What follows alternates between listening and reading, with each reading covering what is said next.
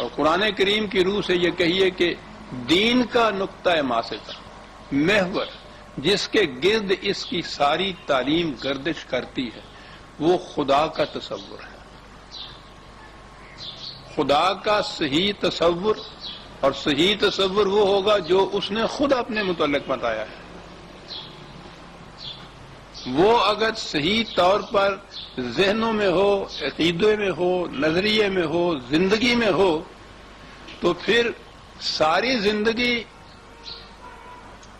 اور پورے کا پورا معاشرہ وہ دین کے مطابق ہوتا ہے، قرآن کے مطابق ہوتا ہے.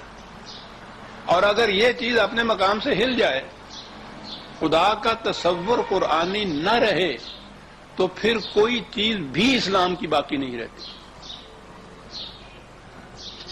نے غور فرمایا جو قرآن کریم نے ایمان باللہ ایمان باللہ ایمان، پہلے پارے پہلے ورق سے آخری ورق تک سارا زور ایمان باللہ پہ دیا.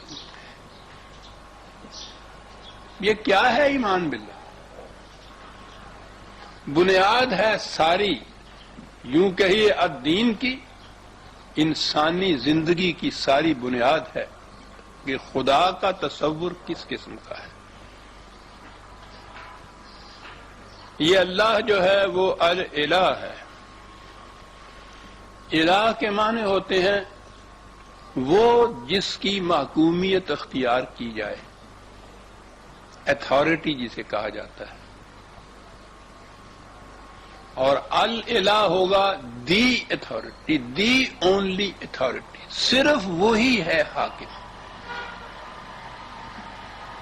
اللہ کے معنی ہیں حق حکومت صرف اسی کو حاصل ہے، وہی ایک حاکم ہے، اسی کی محکومیت کا نام ہے ایمان باللہ. اور خالص اسی کی محکومیت کے معنی کہ کسی اور کی محکومیت کو اس میں شامل ہی نہ کیا جائے. یعنی وہ جو میں کہا کرتا ہوں کہ قرآن کی روح سے کسی انسان کو حق حکومت حاصل نہیں ہے. اگر کسی انسان کی حکومت کا تصور کیا جائے یا اس کے احکام کی اطاعت کی جائے تو یہ شرک ہے. کسی انسان کی قانون یا حکم کی اطاعت صرف خدا کے احکام کی ہے. اللہ کا صرف الہ کا تصور جو ہے اس میں یہ چیز آ جاتی ہے. تو جب کہیں گے کہ میں اسے مانتا ہوں، تسلیم کرتا ہوں، میرا ایمان یہ ہے، جیسے کہا جاتا ہے کہ حق حکومت صرف خدا کو حاصل ہے اور میں اس کے سوا کسی اور کی محکومیت اختیار نہیں کرتا، یہ ہوا ایمان باللہ کا بنیادی مفہوم. اب اس کے گرد ساری چیز گردش کرے گی. وہ حاکم الہ، انسان عبد، محکوم. تو عبادت کے معنی ہوئے خدا کی محکومیت اختیار کرنا. عبد ہوا خدا کی محکومیت اختیار کرنے والا. سجدہ ہوا اس کی عملی تعبیر. یہ تو ایک عقیدہ، ایک نظریہ، یہ تھا خدا کی محکومیت اختیار کرنا، اس کے قوانین کے سامنے سر تسلیم کا خم کرنا، یہ ہوا سجدہ. وہ مراکز جہاں خدا کی اطاعت کی عملی پروگرام طے ہوں، ان پر عمل کرنے کی طریقے سوچے جائیں، ڈسکشن ہوں، بحثیں ہوں، وہ ہوئی مسجد. جب یہ کہا گیا کہ محکومیت صرف خدا کی ہے، حکومت صرف خدا کی ہے، تو اس کے ساتھ ہی یہ بات تو پھر واضح ہو گئی نا کہ ان المساجد للہ. وہ مراکز جہاں یہ بیٹھ کے طے کیا جائے، ڈسکشن کی جائے، بحث و تمہیز کی جائے، جو سیکریٹریٹ ہو خدا کی گورنمنٹ کا، تو وہاں تو خدا کی حاکمیت کے سوا کوئی دوسری بات ہی نہیں ہو سکتی نا. وہاں اگر کسی اور کے حق حکومت کو بھی تسلیم کیا جائے، وہاں بات یہ کی جائے کہ یہ قانون کچھ خدا کا لے لیجئے، نماز اس کی پڑھ لیجئے، اور کاروبار معیشت کا جو ہے وہ بہرحال دنیا کے کاروبار کی طرح کر لیجئے، تو یہ تو شرک ہوگا. مساجد للہ نہیں رہیں گی. مسجد وہ للہ رہے گی کہ جہاں صرف یہ ہو کہ خدا کے احکام کو نافذ کرنے کے لیے، اس کی اطاعت کرنے کے لیے کیا تدابیر ہوں، کیا طریقے ہوں، کیا سسٹم ہو، کیا نظام ہو. اور یہ جو خدا کے احکام کی اطاعت کرنے کا نظام ہے اسے کہتے ہیں نظام صلاۃ. صلاۃ کے معنی ہوتے ہیں کہ اس کے پیچھے پیچھے چلے جانا، اس طرح کہ اس کے اور اپنے درمیان کوئی چیز گیپ نہ ہو، مسلسل التزاماً کسی کے پیچھے پیچھے چلے جانا.